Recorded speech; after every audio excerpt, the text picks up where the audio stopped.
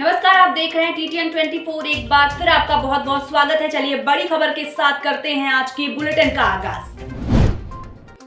खबर संभल से है, जहां संभल से सिरसी राजकीय कन्या इंटर कॉलेज की छात्राओं ने संभल मुरादाबाद मार्ग पर ध्वनि प्रदूषण रैली निकाली। लोगों को जागरूक करने के लिए रैली निकाली गई, जो कि राजकीय कन्या इंटर कॉलेज से शुरू हुई और उनके अनेक मार्गों से गुजरी, जिसमें बड़ी तादाद में स्कूल की छात्राओं ने भाग लिया। वहीं सुरक्षा व्यवस्था हो तो सिरसी पुलिस चौकी के जवान रैली के साथ रहे। ध्वनि प्रदूषण के बारे में लोगों को जागरूक करने के लिए छात्राओं ने हाथों में तख्ती थी, ध्वनि प्रदूषण के बारे में नारे लिखे हुए थे, जिस पर राजकीय इंटर कॉलेज प्रधानाचार्य प्राची चंद्रा ने छात्राओं को ध्वनि प्रदूषण के बारे में जानकारी दी। वहीं रैली में समस्त राजकीय कन्या इंटर कॉलेज का स्टाफ मौजूद रहा और इसके साथ ही प्रवक्ता महल का पिंकी सबा, तबस्सुम, भूकन, रक्षंदा, राकेश बिहारी मेहरा आदि लोग मौजूद रहे। डिप्टी सीएम का बयान आया है। आपको बता दें कि मैनपुरी पहुंचे डिप्टी सीएम केशव प्रसाद मौर्य ने कहा कि मुझे लगता है कि समाजवाद एक परिवार के अंदर बंधक बनाकर नहीं रखा जा सकता। वह अपनी जाति के नहीं, सिर्फ अपने परिवार के सगे हैं और यह समाजवादी पार्टी के किले को धराशायी करने का मौका है। और लगातार चाहे अखिलेश यादव जी हों या उनके चुनावी चाचा हो, कल से आपने सोशल मीडिया पर देखा होगा कि हमारे भाजपा के प्रत्याशी रघुराज शाक्य के बारे में किस भाषा का प्रयोग किया गया। जब विधानसभा का सत्र चल रहा था, उस समय अखिलेश यादव जी जितना उल्टा सीधा बोल सकते थे बोला। जब मैं जवाब देने के लिए खड़ा हुआ तो अपना आपा खो बैठे और उन्होंने जो शब्दों का इस्तेमाल किया वो बताते हैं कि मुझे आवश्यकता नहीं है। उन्होंने कहा कि अखिलेश यादव जी, शिवपाल यादव जी, आपकी गाली का जवाब हम गाली से नहीं देंगे। आपकी गाली का जवाब उत्तर प्रदेश की जनता, मैनपुरी की जनता कमल का फूल पर बटन दबा कर देगी। वहीं उन्होंने समाजवादी पार्टी पर जमकर निशाना साधते हुए कहा कि यह केवल चुनाव जीतने का सवाल नहीं है, यह समाजवादी पार्टी को समाप्तवाद बनाने का चुनाव है। ऐसी पार्टी जिसे लोकतंत्र में परिभाषा नहीं मालूम। अगर सपा मैनपुरी लोकसभा में बूथ कब्जा ना करे तो कभी चुनाव जीत नहीं सकती, इसलिए इस बार बूथ कब्जा नहीं कर पाएगा। ऐसी तमाम बातें डिप्टी सीएम ने कही। ये तो गली गली घूम रहे हैं, ऐसे नहीं घूम रहे, एक सभा करने नहीं जाते थे अखिलेश जी। और अंदर की बात यह है, मुझे तो लग रहा है कि पूरा परिवार मिलकर के अखिलेश यादव जी की पत्नी डिम्पल यादव को हराना चाहता है। तो मुझे लग रहा है, लेकिन हम उनके भरोसे नहीं, हम तो आपके भरोसे जीतने का आपके भरोसे जीतने का आशीर्वाद मांगने के लिए आए हैं। और आप सबको यही विश्वास दिलाते हुए कि आने वाली 8 तारीख को 5 वोट डालिए, आप 8 वोट की गिनती कराइए और 8 के बाद कोई एक दिन आलोक जी जो तय कर देंगे, हम लोग फिर आप सबके साथ आकर के बैठेंगे, आप सबको प्रणाम करेंगे, आपकी जो समस्याएं होंगी उनको भी सुनेंगे, उसका समाधान भी करवाएंगे।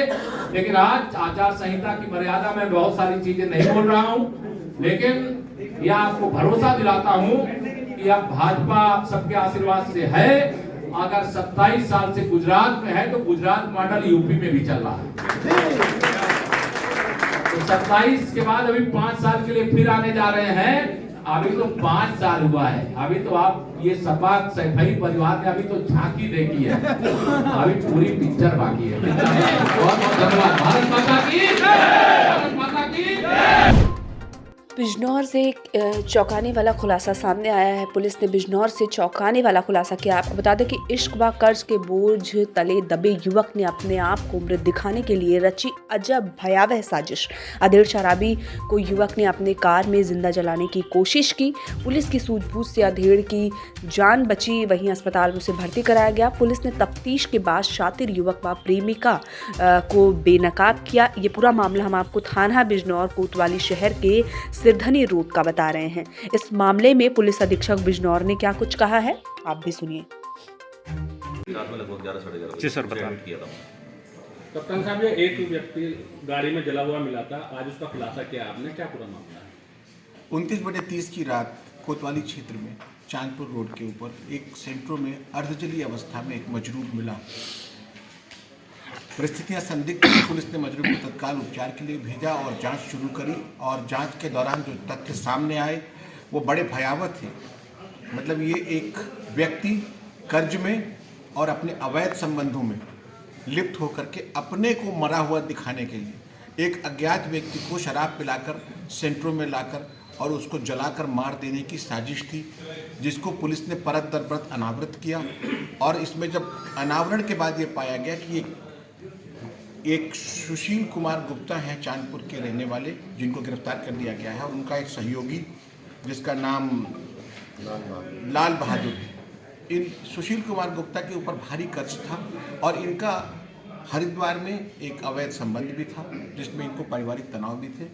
सुशील कुमार गुप्ता के शातिर दिमाग ने यह तय किया कि हम किसी तरह से अपने आप को मृत घोषित कर दें तो कर्जे से भी मुक्त हो जाएंगे और अपने अवैध संबंधों को भी एक नई आइडेंटिटी के साथ जी लेंगे। उन्होंने एक पृथक फर्जी आधार कार्ड भी बनाए अपना पप्पू खान के नाम से। पुलिस ने क्रमशः जब इसका अनावरण किया तो ये पाया कि 29 की शाम को सुशील कुमार और लालचंद ने मिलकर के चांदपुर में ठेके से एक व्यक्ति मदन पाल, जो वहाँ शराब पी रहा था, उसको और शराब पिलाने का लालच दे करके अपनी स्कूटी से ले जाकर सेंटरों में बैठाकर वो क्रमशः रात में उसको देर रात तक नूरपुर में चिकन और शराब पिलाते रहे। और जब वो नशे में धुत हो गया तो उसको यहाँ पर, जहाँ घटना स्थल है, यहाँ लाकर उस पर सीट पर पेट्रोल डालकर वो नशे में धुत अवस्था में था, उसको जलाने के, जिंदा जलाने का प्रयास किया और उसके चेहरे और हाथ जल भी गए। और बगल में उसके सामने उन्होंने एक 5-10 लीटर की कंटेनर में, कटिया में पेट्रोल भी रखा था। संयोग अच्छा था कि पुलिस को तत्काल सूचना मिल गई और पुलिस पहुंच गई, और चूंकि गाड़ी बंद थी, ऑक्सीजन कम थी, तो लपट ज़्यादा नहीं निकल पाई और व्यक्ति अभी घायल अवस्था में सफदरगंज में उपचाराधीन है। कुल मिलाकर कल पुलिस ने जब अभियुक्त को गिरफ्तार किया, सुशील कुमार गुप्ता और लालचंद को, तो उसमें उन्होंने अपने अपराध का, अपनी साजिश का, अपनी भयावह साजिश का इकबाल किया। उनके पास से एक स्कूटी, 35 चेक, 13,50,000 रुपये, एक पिस्टल 32 बोर, 5 जिंदा कारतूस, ATM कार्ड, 7 आधार कार्ड ये बरामद किए। कुल मिलाकर ये बहुत ही आपराधिक साजिश थी, बहुत भयावह साजिश थी, जिसमें पुलिस ने बहुत जल्दी 12 घंटे के अंदर। फिरोजाबाद से इस वक्त की बड़ी खबर सामने आ रही है। आपको बता दें कि युवती की हत्या का पुलिस ने किया खुलासा। बीते दिन पूर्व युवती की उसी के घर में की गई थी हत्या। ई रिक्शा गैरेज का बकाया किराया मांगने पर युवती हनी गुप्ता को उतारा था मौत के घाट। वही हत्या कर शव को छोड़कर भाग गया था ई रिक्शा चालक। शिकोहाबाद नगर के पंजाबी कॉलोनी में हुई थी ये पूरी वारदात। पुलिस अधीक्षक ग्रामीण रणविजय सिंह ने दी मामले की जानकारी। है क्या मामला? देखिए 28 तारीख को कस्बा शिकोहाबाद में, जो थाना शिकोहाबाद क्षेत्र के अंतर्गत आता है, यहाँ पे रात्रि समय लगभग 9 बजे के आसपास एक व्यक्ति ने ई रिक्शा खड़ा करने को लेकर के विवाद में एक युवती के सर के ऊपर अटैक करके उसकी हत्या कर दी थी, जिसका नाम रिंकू दिवाकर है। उसको हम लोगों ने गिरफ्तार किया है और जो आला कत्ल जिससे उसने सर पर प्रहार किया था वो भी बरामद कर लिया गया है और अग्रिम मैदानी कार्रवाई की जाएगी। फिलहाल वक्त हो चुका है एक छोटे से ब्रेक का। ब्रेक के बाद हम फिर हाजिर होंगे कुछ बड़ी और अहम खबर के साथ। तब तक के लिए आप बने रहिए हमारे साथ और देखते रहिए TTN 24।